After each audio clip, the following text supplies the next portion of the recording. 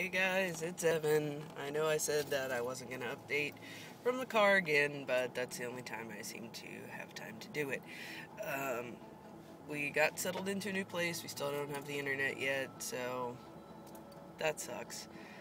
But, we love our new place. It's just us and the dogs, and Stephanie got a job with me at Whole Foods, which is awesome. So we're both pretty much just kind of loving life, getting all of our stuff taken care of, all our debt taken care of, which is nice as well, saving up for the future.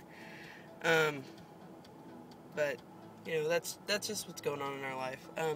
I kind of wanted to talk about something different today. Patience.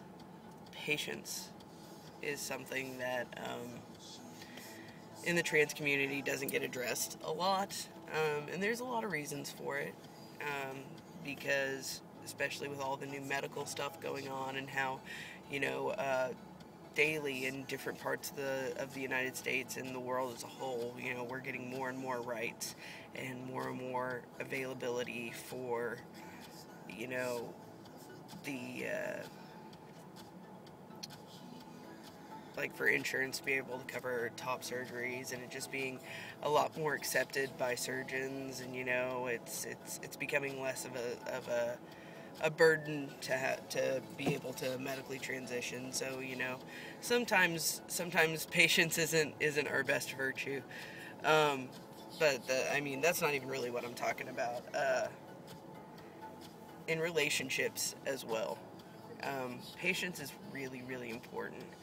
And a lot of times I see videos of people who are, in relationships, and things just fall apart. And I guess it's true for any relationship, but if you're trying to medically transition, it becomes very, very difficult to make that transition with another person.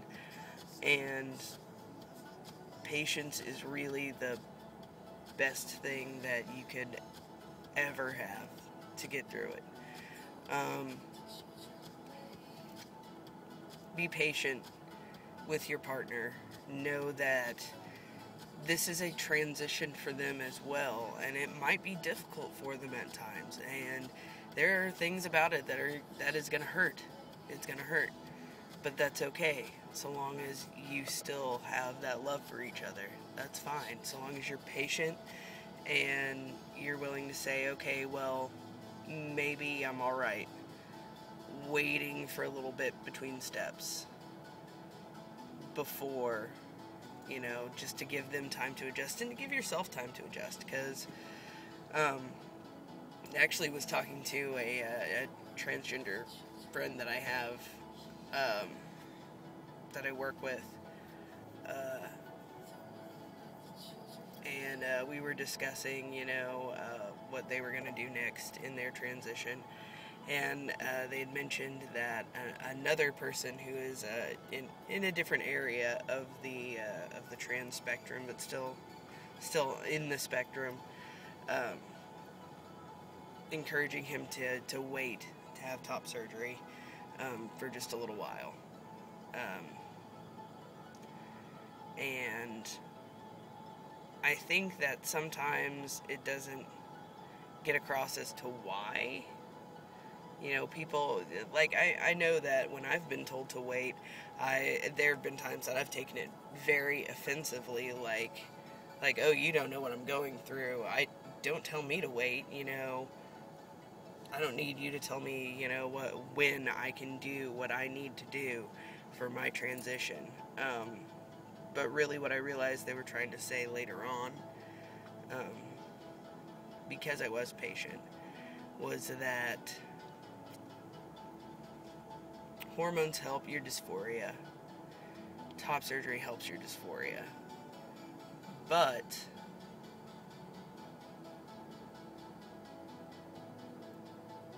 you can't fix everything that way. Like, I've suffered from depression my whole life, and I know that having top surgery and being on hormones is not going to magically cure my depression. I still have to deal with my depression. And I think that's what a lot of people who tell you to wait are trying to say. They're not saying, don't do it, it's this horrible thing, or, you'll change your mind, or you'll fuck up your body. I think a lot of times they're just trying to say, realize that there's other things that go along with this. You can't just take care of one part of your problem and expect that to fix everything.